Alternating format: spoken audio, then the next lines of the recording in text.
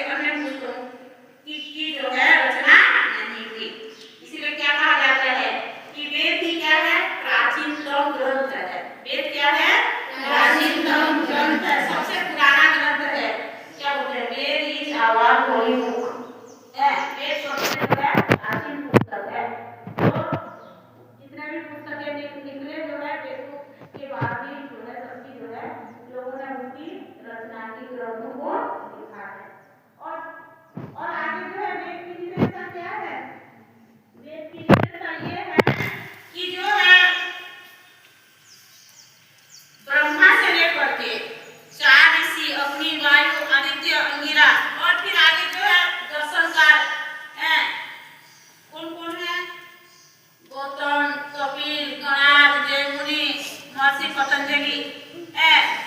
और महर्षि देव दयानंद सरस्वती। तो